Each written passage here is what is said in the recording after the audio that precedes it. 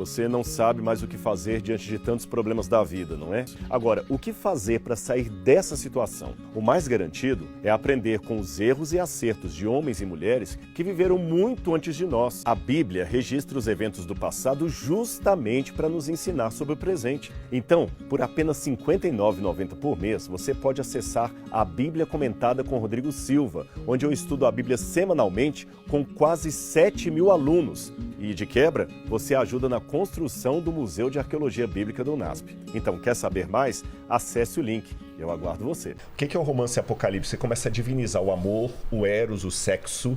Aí você vê realmente a paixão que o pessoal tem pelo sexo. Muitas músicas hoje parecem com salmos. Só que enquanto o salmo, o objeto da devoção é Deus, o objeto da devoção é um parceiro. Se amar é viver, eu vivo porque amo você. Opa. Isso é uma mentira, isso é hipérbole. Por mais que você seja apaixonado, a sua vida não está dependendo daquela relação, você está entendendo? E o pessoal compra isso e vende isso, então é mais ou menos esse jogo entre a autodivinização, que o Sion falou, e a divinização de algo que é o ídolo. A idolatria. Que pode ser dinheiro. Pode ser o dinheiro, o sexo. Aí dá esse vazio. Que é o like. Que é esse vazio tremendo. Que é uma forma disfarçada de adorar a si mesmo. Exatamente. Né? Porque nenhum ídolo é alguma coisa em si. É um espelho, né? Onde a pessoa de fato projeta, né? Você acha que na nossa história, quando o ser humano estava adorando um ídolo, ele não estava vendo alguma coisa sobrenatural nele? Sim, do ponto de vista religiosa. Religiosa. Do ponto de vista psicológico. Me proteja. Do ponto de vista psicológico, eu quero quebrar a cara do cara. O que eu faço? Preciso do Deus da guerra. Ô Marte, me ajuda aqui. Eu quero cair na gandaia e arrebentar a boca do balão aí. Baco, então... colheita. Exatamente. Séries, então eu faço uma conexão, né? No fundo, o cara adora-se a si mesmo. Só que isso dá uma exaustão que é barra pesada. E com um agravante, né? As pessoas não são moralmente melhores que os deuses que elas adoram. Exatamente. Como assim? Ela começa a se tornar semelhante àquilo que ela começa a idolatrar. Entendi. Você está entendendo? Ela é um espelho do que... Exato. Ou os deuses são espelhos... Por exemplo, no Israel antigo, o pessoal adorava o Baal. Logo começava o deus da fertilidade, o deus da chuva, que trazia para os cananeus. Dos babilônicos lá. Não, é porque o dinheiro mesmo, assim como vai aparecer mais tarde, né? O Melkart, que vai ser mais na época da invenção da moeda. Que eu tô com outro nome do demônio que é relacionado ao dinheiro. Ao Mamon? Mamon. Isso é no Novo Testamento. Isso é depois. Mas é bem depois. Mas o Baal, quem gostava do Baal, partia para Baalada, né? Nossa! Toma, Paquito! Baladeirão, vai lá pro Balada, né? Pra tomar uma birita, uma porrada. Agora, já que vocês estão rindo aqui, eu lembrei, só retomando um pontinho aqui, me lembrei desse negócio do pessoal ficar pegando apocalipse de jornal e... A gente não fechou esse... Eu vou dar um exemplo cômico, mas ele ilustra o absurdo que pode chegar. Esses dias um pastor amigo meu estava contando que um sujeito, ele falou que ele assistiu essa reportagem. Ele falou, eu vi na hora que estava passando. Sabe esses programas de reportagem, sensacionalista, né? E o sujeito que ele dizia que era Jesus, e os camaradas flagraram o sujeito roubando uma loja. E quando eles o prenderam, por que você eu sou Jesus, e por que você estava roubando a loja? Para cumprir a profecia. Como que fala que eu virar como ladrão?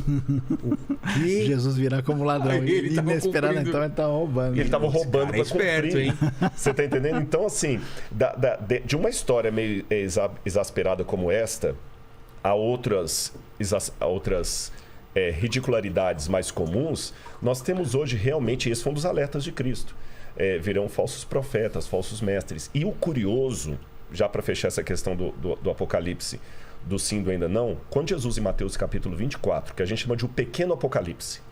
Por que é o pequeno Apocalipse? Porque esse capítulo de Mateus é uma profecia do fim do mundo. Tá. Porque Jesus estava em Jerusalém, e o Sayão conhece muito bem lá. Eu espero que um dia você vá com a gente para lá. Só para você ter uma noção, só uma das pedras ali do muro de amarração, porque o templo ele tem, eu chamo de caixote, tá certo? Que Herodes mandou construir, foi terminado por Herodes Agripa, mas o Herodes Grande começou.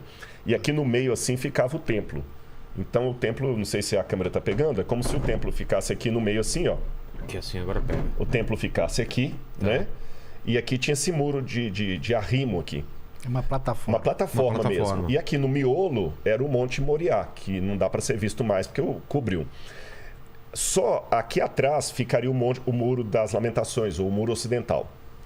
Só uma das pedras aqui tem 13,8 metros de comprimento sem emenda. Uma loucura aquilo. Imagina o tamanho disso. Sem emenda? Sem emenda, pedra de calcário, né? Caramba. Isso é uma das pedras. Aí os discípulos... 650 toneladas. Uma pedra.